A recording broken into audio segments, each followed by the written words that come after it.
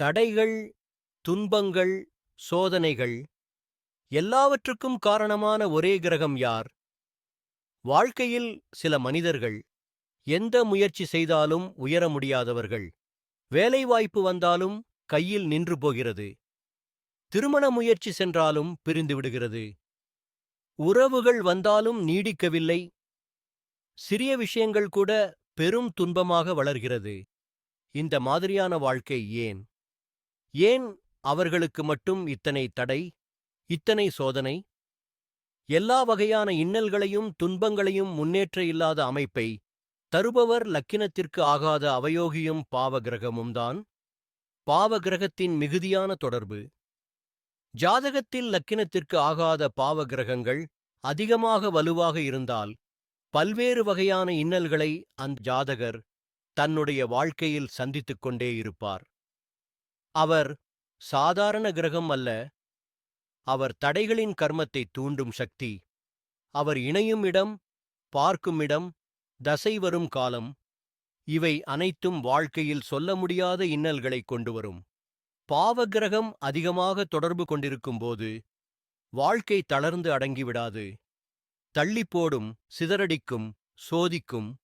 நீ நம்பாமல் இருக்கலாம். ஆனால் பாவகிரகம் அதிகரிக்கும்போது வாழ்க்கையில் நிகழ்பவை இதுதான். நம்பிக்கை வைக்க முடியாத மனிதர்கள் நம் சுற்றிலும் தோன்றுவார்கள். சின்ன விஷயமும் பெரிய பிரச்சனையாக மாறும். எளிதாக செய்யக்கூடிய வேலை கூட சிக்கலாகிவிடும். உறவுகள் விரிசலாகும். நம்பிக்கை உடையும். மனதில் அடக்க முடியாத குழப்பம் உருவாகும்.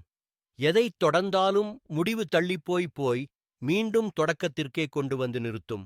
ஏன் தெரியுமா? பாவகிரகம் என்பது கர்மத்தின் தெரியும் உருவம்.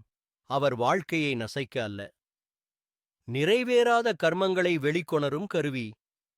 உன்னிடம் தீராத புண்ணியம் இருந்தால் அவர் வெறும் சோதனை மட்டுமே கொடுப்பார். ஆனால் கடந்த பிறவியின் கர்மம் அதிகரித்து இருந்தால் அவர் அதை சுவாசிக்க முடியாத நிலை வரைக்கும் வெளிப்படுத்துவார். இதுதான் சிலருடைய வாழ்க்கை எதையாவது தொடர்ந்தாலே உடைந்து போகும் காரணம். அவர்கள் தகுதியில்லாதவர்கள் என்பதற்காக அல்ல, அவர்களின் கர்மப் பிணைப்புகள் திறந்து கொண்டிருக்கும் காலம் என்பதற்காக. ஆனால் பயப்பட வேண்டியதில்லை. பாவகிரகம் துன்பத்தை மட்டும் தராது, உண்மையை கற்றுத்தரும்.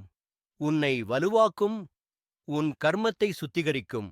வாழ்க்கை இப்பொழுது தடுமாறியிருந்தால் அது நீ தவறான பாதையில் நடப்பதற்காக அல்ல, பாவகிரகத்தின் கர்மத் தடையை நீ கடக்க வேண்டிய நேரம் என்பதற்காக. பாவகிரகம் உன்னை உடைக்கும்போது உன்னை மீண்டும் உருவாக்குவதற்கான தெய்வீக முயற்சியே அது. எந்த பாவகிரகம் அதிகமாக துன்பங்களை தருகிறதோ அந்த கிரகத்தின் அதிதேவதை வழிபாடு செய்யும்போது மட்டுமே அதற்கு உண்டான நிவர்த்தி உங்களை வந்து அடையும்.